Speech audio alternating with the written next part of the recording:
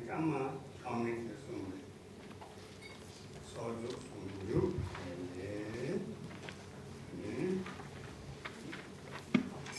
river told monkey Pagonte mantra young plant and I don't know two nonsense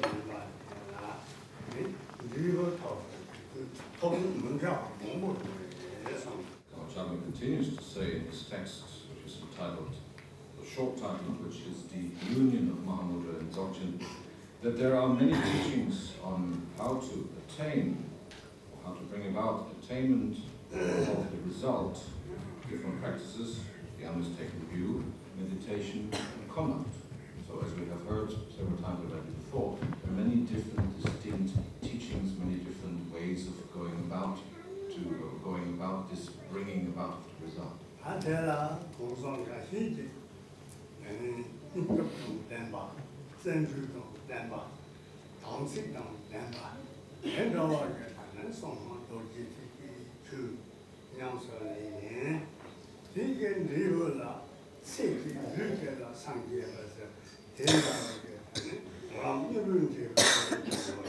And indeed there are practitioners who are endowed with great courage, who certainly make a concerted effort, and who also have the proper pure samaya or commitment with the teachers, which enables them to truly achieve this goal of the awakening of Buddhahood for the sake of beings in a single lifetime. Such rare individuals there are indeed every now and then.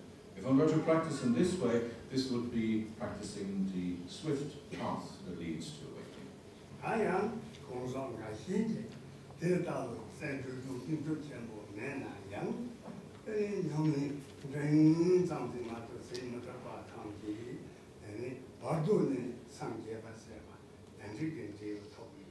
Then there are other individuals who lack this determination and who only train and study, practice the Dharma whenever they manage to remind themselves of their practice.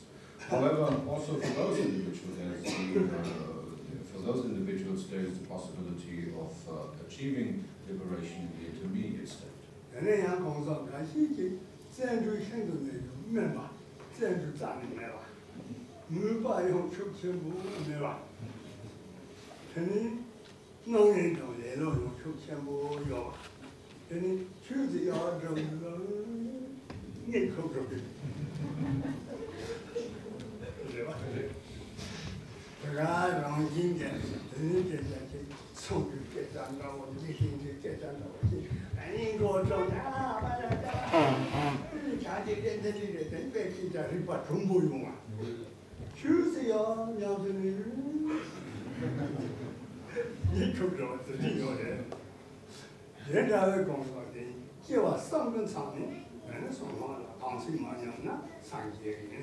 Well, and then there are those who have absolutely no interest or efforts or discipline in terms of Dharma practice whatsoever.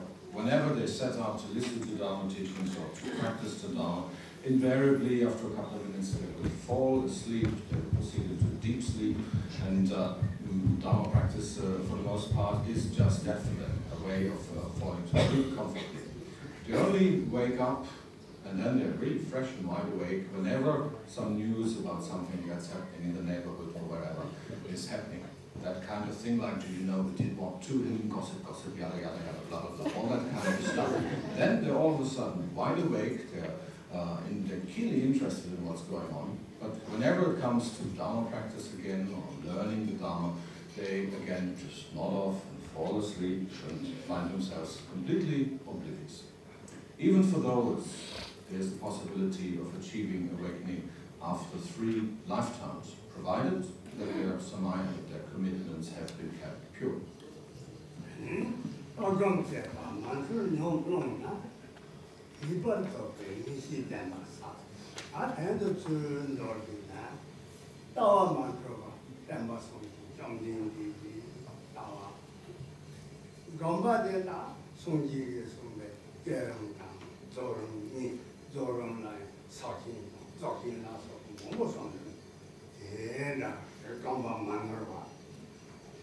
제바데 나랑가랑 지라 바베 나랑 그바토 메나 조토 미나 나는 제바야 보기하는 게 제바다 되네 벤나 땡게니야나야 땡게니 제바야 보노게 나는 나랑 대시 조바데시 톱치 되거나 등이 대시 제바 문자 와지고가 나는 나랑 은이 좋아하면 나 소리 남자들 제바 나 저쪽에 제바 지도 제바 내가 들리 나를 제체라 바르게 제바 들리 그게 성 Now, if we were to contemplate the unmistaken view, meditation, and also the conduct that is to be adopted, Kamachaka continues to say that it would be profound to have gained the certainty that these can be attained, that we can truly attain them. When we're talking about view, this pertains to all the various teachings and instructions which were spoken by our teacher, by the Buddha himself, in regards to how we should perceive the world and that which it contains, etc. All of these unmistaken teachings which he has given, we could adopt, we could study them, and could fashion our view after them. When it comes to meditation or to training, this pertains to all the teachings which the Buddha and the teachers who came after him have given in order to train ourselves, in order to practice, in order to meditate. This includes all the various teachings on development process meditation, on perfection process meditation, etc. And then there, of course, is conduct. Conduct is to be adopted according to how far we have progressed, or rather not. As long as we have not achieved attainment, as long as we have not achieved that which we call siddhis, of course it makes no sense to behave like a siddha. In such a case, we should rather train ourselves in adopting virtuous activity and abandoning non-virtuous activities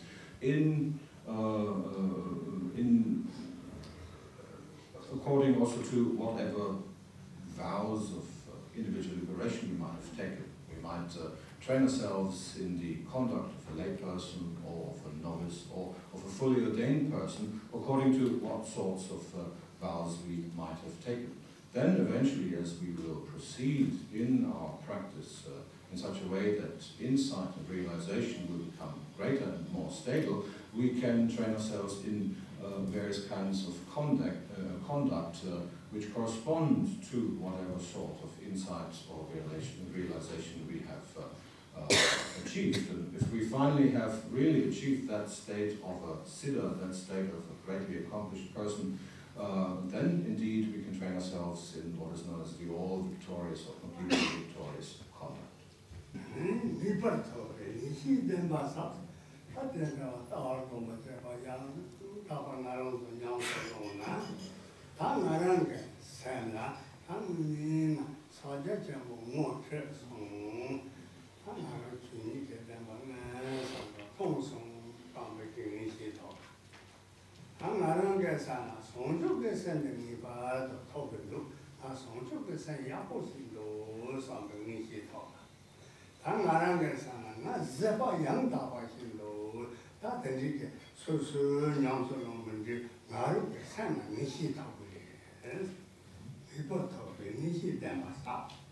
So in this regard, Kamachaka says, if you practice unmistaken view, meditation and conduct, then indeed it is profound, or rather more profound, to have given rise to certainty that you will indeed attain these.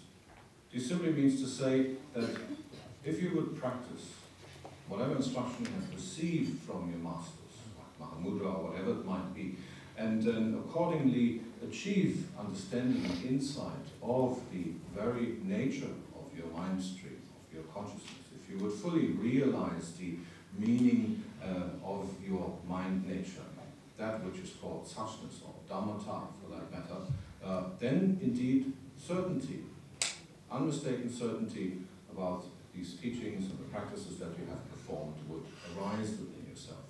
Or if you were to practice predominantly towards the development of loving kindness and compassion for beings, Once this loving kindness and compassion has truly arisen within yourself, unmistakably arisen within your being or mind stream, then again certainty about this arises in you. Certainty about it has their having been achieved has arisen within you. So if one were to practice in this way as to bring about such certainty, that would be the rather more profound way of going about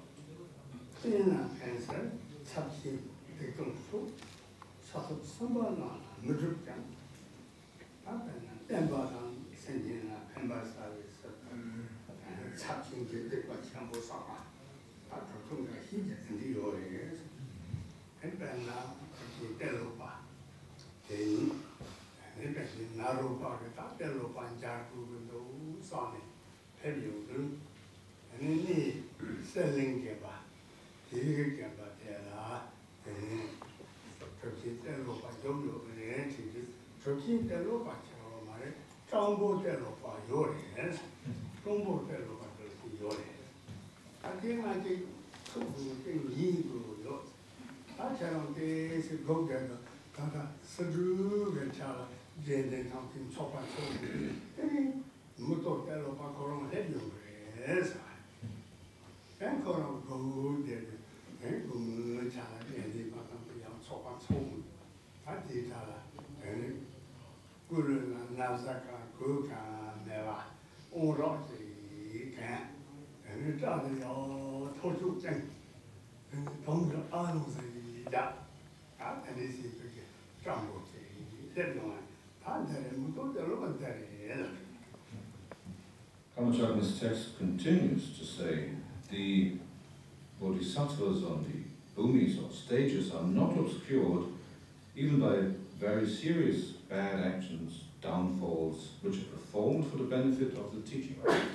And indeed, time and again, we have heard of such stories that greatly realized beings have performed acts for the benefit of teachings which from a conventional point of view would be considered non-virtuous, even bad, even evil actions. And as an example may serve the story of Tilopa and Naropa.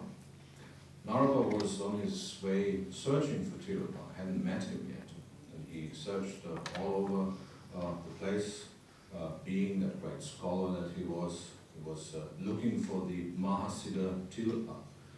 Once upon a time he came to a place that was known as Suvarnadvipa, and there was a monastery, and he asked the monks there, or some of the attendants, he asked them, have you possibly heard of the Mahasiddha Tilopa? And they were talking to monks and said, Mahasiddha Tilopa, Mahasiddha, we haven't got any Mahasiddha Tilopa around. There is that beggar Tilopa, we've got one like this, but the Mahasiddha Tilopa, we haven't heard of such a person. Now, Naropa thought, okay, I might as well check out this person. How could I possibly meet this Tilopa, this beggar? Where could I find him?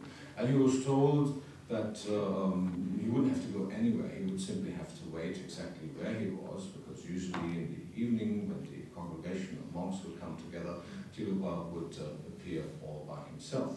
And so Naropa just settled in and waited, and indeed in the evening, as all the congregation of ordained ones came together, then from somewhere this person appeared, who looked rather unspectacular.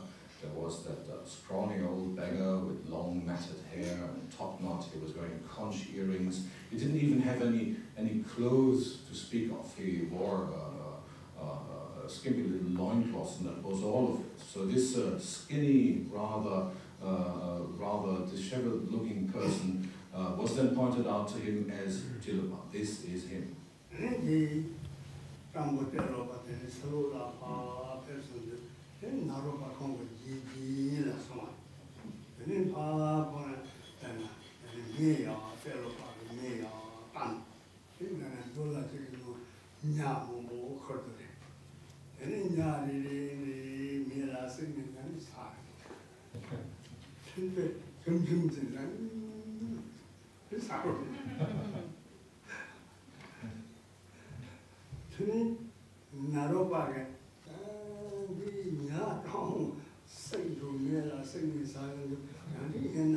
somebody.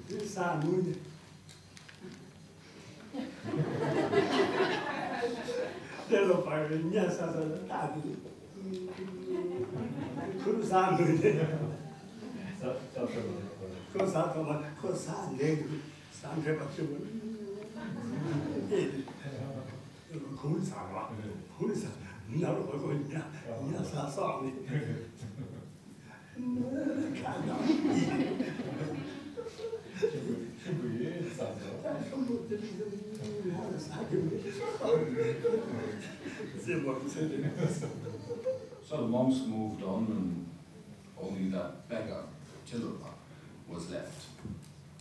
Since there was no one else to be found with that name, Naropa thought, well, I might as well check his old time out. Who knows, he might be the right one. So as Tilopa moved on, Naropa kind of carefully followed him a little bit, and then he eventually found Tilopa, who had sat down at some place, had lit a fire, and out of a bag that he was carrying, he pulled one after the other live fish. And he was holding this fish in his hand, he was holding each and every one into the flames, he was grilling the fish rather nicely, and as the fish was done, he consumed the fish with great relish. And apparently he made quite a show of really enjoying his meal. He was smacking his lips, and probably the grease was dripping down his chin, etc. and so forth. And Naropa was watching the scene from a distance, thinking, holy moly. No, this evildoer, that can't be him. How can any person who could possibly be a Dharma practitioner fry live fish and then eat them with such relish? Nevertheless, he had to admit himself that probably it smelled rather nice, and it also looked rather good, that actually it seemed to be a rather appealing meal, and he found his own mouth watering, yet of course he refused to partake of it totally, just having all sorts of disturbed ideas about this strange and evil person who was in this way torturing his poor fish and then even eating them. Now eventually Tilopa was done with his meal, he sat back, he was nicely filled, his stomach had taken on a nice shape, and there was only that pile of fish bones left. And as Naropa watched from a distance, still entertaining all sorts of ideas about this person, Tilopa simply snapped his fingers, and all of a sudden all the fish, or the pile of fish bones rather, transformed into live fish again, which just flew off into the sky. At that exact moment you realized, oh goodness, it must indeed be the Mahasiddha Tilopa. This is the Mahasiddha Tilopa I have come looking for. And in that instant, indeed, devotion and confidence in Tilopa arose in him.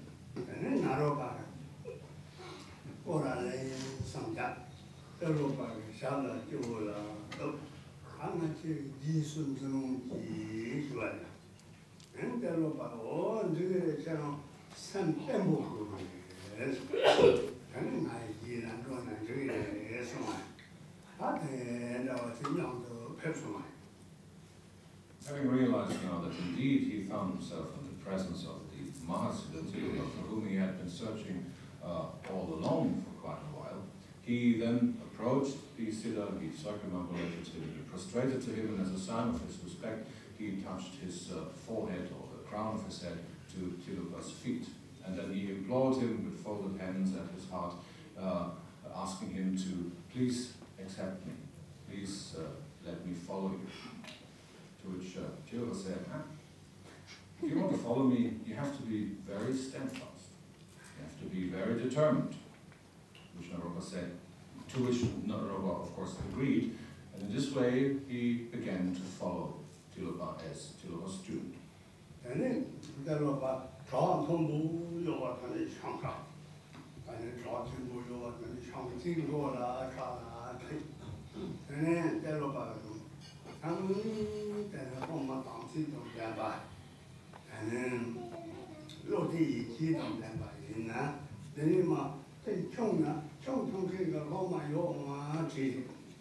and Naropa, Narom Matun, say, oh my, Naram, Somare, something, Naropa, and my council. And my dog, when we go to Sopan, Nasa, then Naropa, and Telopa, and I saw the Suzuki, Pussy eating, then also no, you are also. So as the two of them trudged along, eventually they came to the top of a very steep, a very high cliff. And Tilopa, all of a sudden, rather more like speaking to himself, said, well, if I had a student who would have complete confidence and devotion in me, such a wonderful student, he would simply jump down this cliff. Naropa looked around, no one else to be seen, and he figured like, he must be talking about me. So he took a deep breath and jumped. And he arrived at the very bottom of the cliff with the foreseeable result. All of his bones were broken, and he was rather more dead than alive, and he lay there in his pain and in his blood. When eventually, slowly, after quite a while, Tilopa came strolling along and came upon the smashed up Naropa, and just looked at him and said like, oh, goodness me. And he massaged him a little, and he blew on him a little, and all of a sudden Naropa was completely restored, as healthy as before.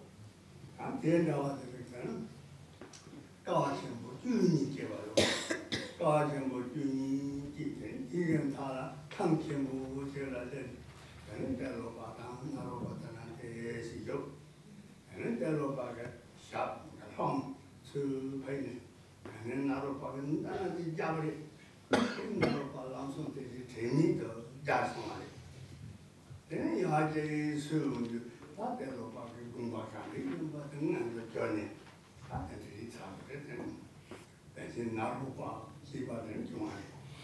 In this way, as Naropa followed Tilopa, he had to undergo 12 great trials and tribulations, so to speak, before he finally achieved the qualities and the insights similar to his teacher.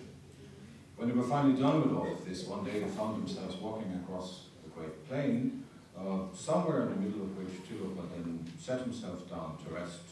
Naropa sat down next to him and probably didn't think of anything in particular, when all of a sudden Tilopa took off one of his shoes and whacked him in the face with it. Smack! And what happened? Tilopa was hit so hard he immediately fell unconscious. As he then eventually came to again, he sat up, and lo and behold, he found that at this very moment he had achieved all the qualities, all the insights and realizations similar to his teacher Tilopa. So in this way, all of the trials and tribulations that he had to undergo eventually came to a good end.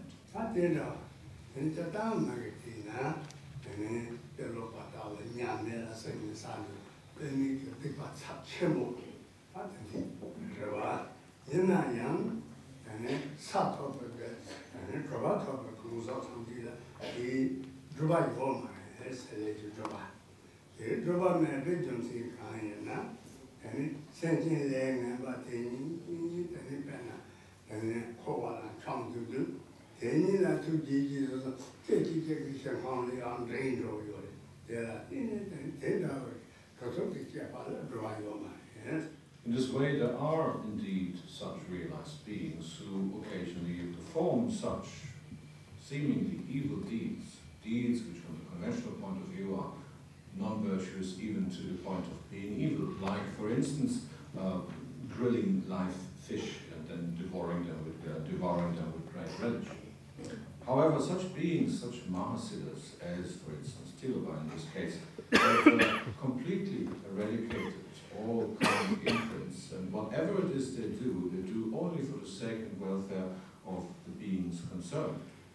In such a case, we can be absolutely sure that, for instance, Mahasiddha has the ability to immediately transfer the consciousness of such a being, like for instance the fish, into a pure one, and in this way help it onwards to a better rebirth in better circumstances. And at the same time, due to such, or through such seemingly negative or even acts for themselves, no further negative karma or karmic obscurations is being accumulated.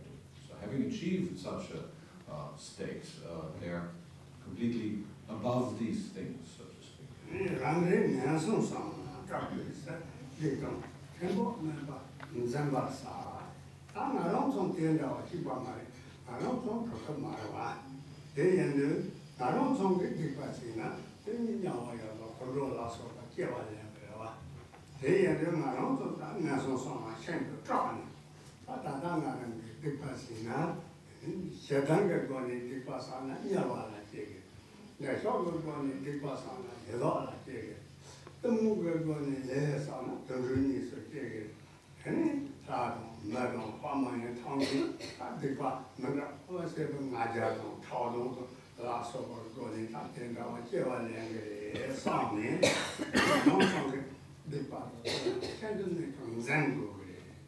Kamajaka continues then to say that for the likes of us, or as rather more ordinary beings, it is rather more profound to immaculately avoid negative actions and downfalls because we are afraid of the three law runs. We are afraid of being reborn in the three law runs of existence. So needless to say, we can of course not compare ourselves to such great Mahasiddhas such as Tilopa or Naropa. Needless to say that we have not achieved such a high state of realization, and of course we're not able to perform any miracles or any miraculous deeds as they were able to. That being the case, and on top of that being truly afraid of being reborn within the lower realms of existence, we would be well advised to avoid negative deeds to the very best of our ability and to train ourselves in positive deeds. Let's face it, the influence, for instance, of anger, allowing ourselves to be carried away by the emotional defilement of anger under its influence, commit negativity, will eventually lead to rebirth in the hell realms. If we constantly allow ourselves to be carried away by the emotional defilement of desire, we will eventually be reborn in the realm of the Holy Ghosts. Or if we constantly allow ourselves to do all sorts of things under the influence of the emotional defilement of ignorance or stupidity for that matter, we will eventually be reborn in the animal realm. And also all sorts of other emotional defilements like pride and jealousy will lead to rebirth in various other realms within this cycle of existence. So being particularly afraid of the numerous and untold sufferings which are to be undergone in the lower realms, we would indeed be very well advised to train ourselves to the best of our ability in avoiding negativity and adopting positive deeds. Even such thoughts as wouldn't it be fun to occasionally be mean or do something evil, even such thoughts should be avoided to the very best of our ability.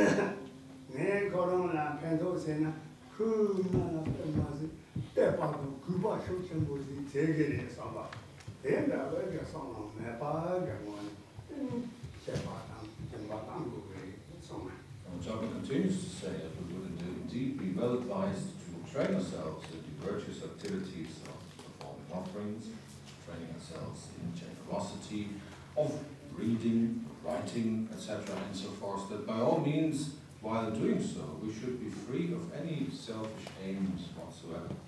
So when it comes to offerings, it means to say that we should continually train ourselves in the art of performing offerings towards those who are clearly superior to us.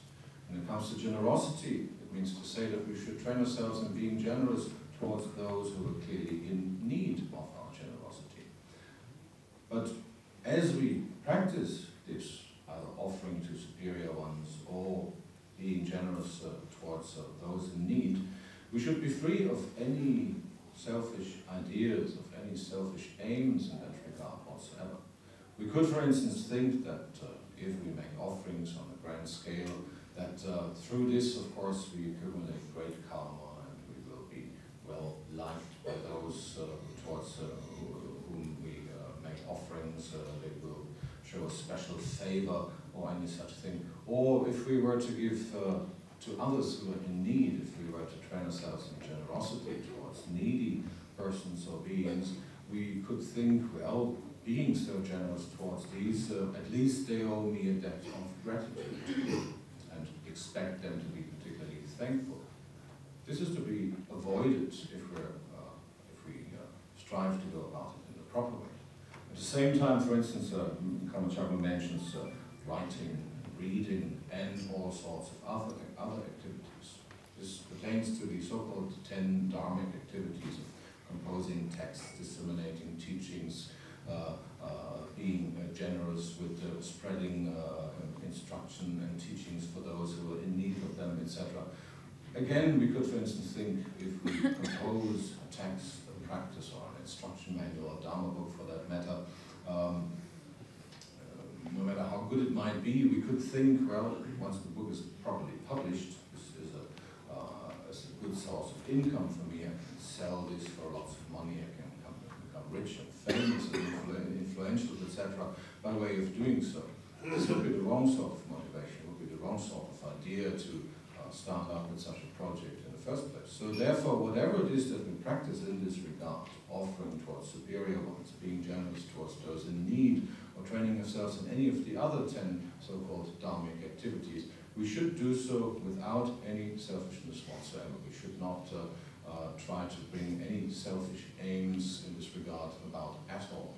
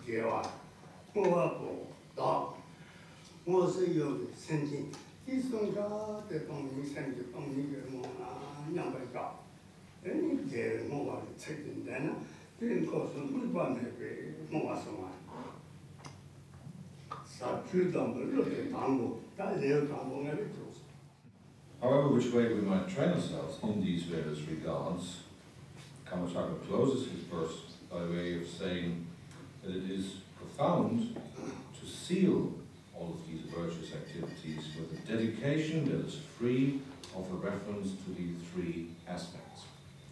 So whatever positive deed it is that we perform in the course of our various activities, be they Dharma or not, they only become really meaningful and profound when at the end of these activities we also dedicate whatever positive merit has been accumulated through the activity for the sake and welfare of beings. When we dedicate this merit in such a way that we give it away, so to speak, so that it may serve as a cause for the awakening of all sentient beings into Buddhahood, for the achievement of their Buddhahood, then this virtuous deed of ours, whatever it might have been, becomes truly profound. Now, if we were to train ourselves in the various methods which bring about the recognition of mind nature, then eventually we would come to recognize that the one who does the dedicating, for instance, is not truly existent, is free of any self-nature. We would also come to recognize that those towards whom we dedicate the merit are also free of any self-nature, substanceless, non-existent, empty. And we would also come to recognize in the 3rd step that the actual activity of dedicating itself, of dedication, is free of any substance, free of any self-nature whatsoever. So in these 3 regards, the one who does the dedicating, the act of dedicating, and the object towards whom the dedication is being made are truly empty, truly substanceless, free of any self-nature whatsoever. If we could come to that recognition, then indeed we could dedicate whatever merit we have accumulated in a completely referenceless or objectless way, without any particular reference point. And that would indeed be the most profound, that would indeed be the greatest kind of dedication that we could possibly perform. Such are the words of Kamachakma. This is the end of this particular verse, and there's a single line following here which says, this song that teaches profound Dharma is the first song. These words are not being called, or the words that we've heard so far, they're not being called a chapter or anything for that matter, but rather a song in that regard, that the meaning of the words that we have heard from Kamachakma are profound, are pleasing, and are full of benefits. Therefore, they are likened to a beautiful, to a pleasing song. And that is the end of the first song from among these teachings of the union of Mahamudra and Dharma.